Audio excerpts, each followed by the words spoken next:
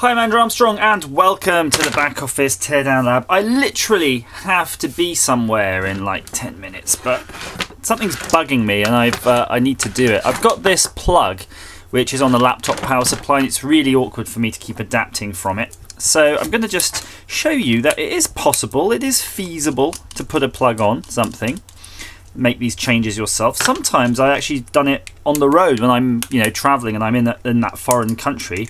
And I don't want to use the adapter. I'll sacrifice one of these wires and I'll show you why I sacrifice them or how.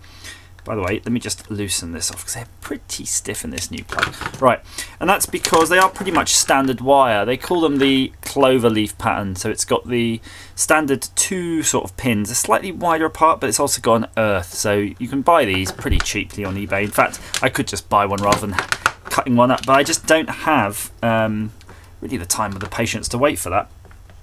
So this one's saying its spec is 10 amp 250 volts, so yeah, it's pretty beefy. So something to be aware of, this is a 13 amp fuse in here, so that will have to be swapped out with something smaller. I would advise probably just go with a 5 amp. I don't think your power supplies are going to be drawing too much. I think you'll get away with a 5 amp. In fact, it's saying here 100 to 240 volts at 1.3 amps, so a 5 amp will be plenty, but don't keep the 13. That's the kind of the problem is that the 13 won't blow before the cable, so the cable could catch fire and you'll all regret it. Right, let's look at this. Interestingly enough, the wire colors here are actually slightly different too, so that's something we're going to have to contend with. So I don't know what happened to my little side cuttery things that I like to use for this. So I'm just going to draw the blade around. So sometimes if you're very careful, and you can buy wire strippers that are based on this technology, but effectively what you're doing is you're basically cutting through the insulation, and be very, very cautious when you're doing this because you don't want to cut through any of the wires. So I'm just being very gentle and just keeping the same blade depth through all the way through. What you'll find is if you bend it a little bit like that, you'll get a split in it, and then that's often enough for you to be able to pull that off. Especially, oh, there's my side cutters. Especially if you have appropriate sort of pliers or something like that you can use. But again, just be wary, you don't want to damage the insulation underneath. And if you've got, I'll show you exactly what's a kind of a very useful thing to have. If you've got any of these knives like that, can be useful too. But be very cautious with it. Again, it's sort of, some of these things are frowned upon to do because you could end up cutting through the insulation of the wires themselves. So just don't, if you see that you've gone too far and you see a little bit of copper there because you've just, you've basically overcooked that, then you'll have to start again, I'm afraid. You don't want that. Right, so these are ye olde colours. These are not the European colours. So this lead, I believe, is the old British standard, that plug, wherever it was. So we're not using that. We're using the new one. So first things first, you've got your 3 ends. Let's trim them down. Again, you probably should be using my better side cutters here for that. And if your plug that you're plugging into has a fuse, again, make sure you're appropriately wiring these things in. If your device requires an earth, make sure your plug has the earth. Now you've got also some options. Now you see I'm just actually stripping these, but I'm jumping the gun really because they might not all need to be the same length, but sometimes you get away with that. Let's just do that.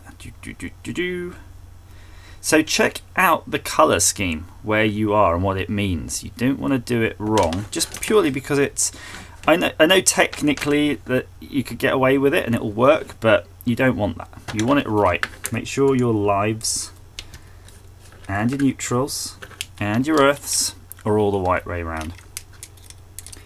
Generally, live in Europe is brown and ye olde live is red. That's the old UK colours. So the red and black, black being neutral.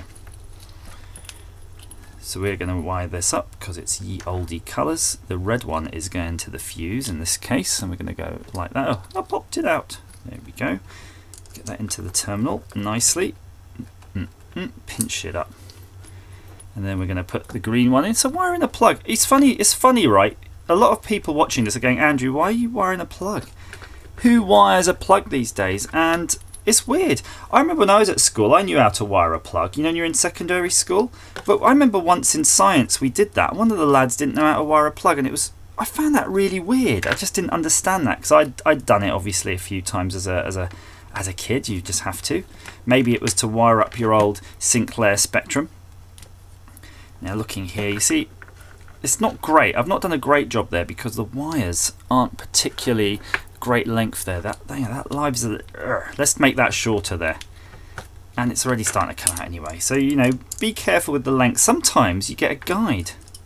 In fact, this one did have a guide. I should have used that. Look, there's a guide there showing you the lengths. And you can see the earth is really long. And then the neutral and the live are the different lengths. And the live being the shortest. And the reason is, if something snags on the cable, then the live will be the first one to be pulled out of the plug socket. So it's pretty clever, isn't it? It stops everything all shorting out and fizzing and popping in the wrong order for you, so you don't get electrocuted. I have to say, though, we do have a very cleverly designed system in the UK. I mean, it's not... I was going to say it's not the best, but actually, it bloody well is. It really is. Let's do that there. So if you've got it, though, follow the card. Look at that. It's got everything you need there. In fact, it probably has all the colours and everything here. Blue, green, brown. See reverse for wiring diagram. Oh, there you go. You've even got a little wire diagram. Right. So I think we're pretty good there, despite me not quite getting the lengths right. So here's another little gotcha for you. So you can see I'm trying to put the strain relief on and it's starting to bite already, and it is actually starting to bite too soon. This is a very thick flex. So what you can do is you can turn these over the other way around and use them upside down, and that's going to be fine too.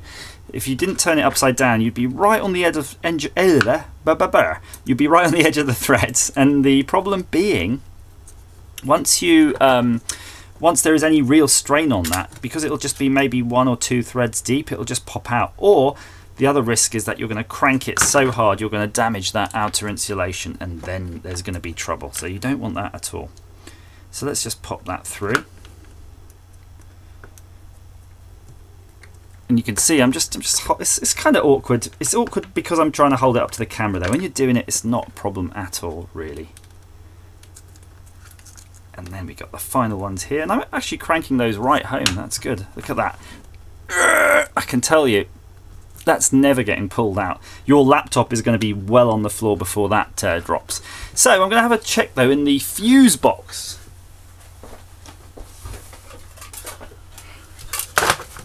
Boosh. And I've got the old dirty old tin of fuses, as you should have. Now I'm going to make an effort to take out this fuse. We don't want that 13 amp in there. I'm going to pop that right there in the lid. And then I'm going to have a little look-see. Hooray! And oh, we have a 3 amp. 3 amps. Okay, well, 3 amps is pretty close to the edge. I'd prefer a 5, but a 3 probably is good enough. So I'm going to pop in 3 amp fuse.